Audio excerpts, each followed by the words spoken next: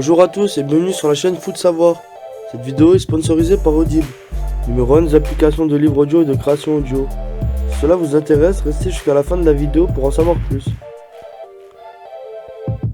Le thème d'aujourd'hui concerne l'espace, l'un des thèmes les plus intéressants et mystérieux. Si un astronaute meurt dans l'espace, qu'advient-il de son corps? Ou que devient notre corps si l'on meurt dans l'espace? Mourir dans l'espace, à quoi ça pourrait ressembler? Certes, à moins que vous ne soyez le petit-fils d'un Elon Musk ou un futur Thomas Pesquet, il n'y a que peu de chances que ça vous arrive. Mais si un astronaute en mission hors de l'ISS périt, qu'arriverait-il à son corps? Une gravité qui change la donne. Dans l'espace, les conditions de vie sont éminemment différentes de celles sur Terre. Dormir, manger, se déplacer ou même avoir des relations sexuelles n'ont pas le même saveur. Comme de nombreux astronautes l'ont déjà raconté, le corps fait face à d'importants chamboulements. Et si la vie humaine s'en trouve transformée, qu'en est-il de la mort?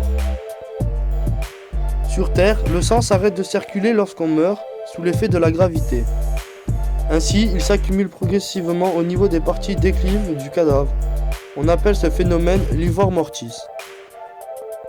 Mais dans l'espace, où il n'y a pas de gravité, le sang resterait réparti de manière équitable dans les vaisseaux sanguins.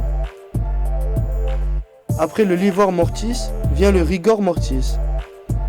Et comme son nom l'indique, il s'agit du processus durant lequel le cadavre se rédifie. D'après l'anthropologue et biologiste état-humain Tim Thompson, il aurait également lieu dans l'espace. En effet, les deux protéines des fibres musculaires à l'origine de la rigidification, l'actine et la myosine, sont toujours présentes à l'intérieur de l'enveloppe corporelle.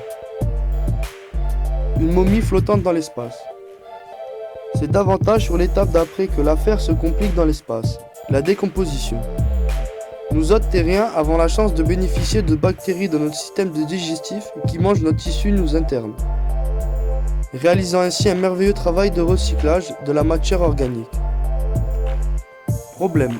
Ces dernières ont besoin d'oxygène et l'organisme n'en contient qu'en quantité très limitée.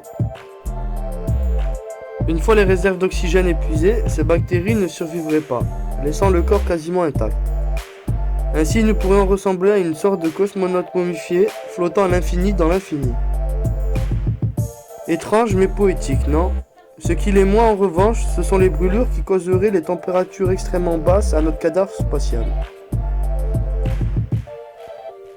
Quoi qu'il en soit, si l'humanité n'a à ce jour jamais observé une décomposition cadavérique spatiale d'après Tim Thompson, il est fort à parier que notre corps conserverait une force humaine, indéfiniment.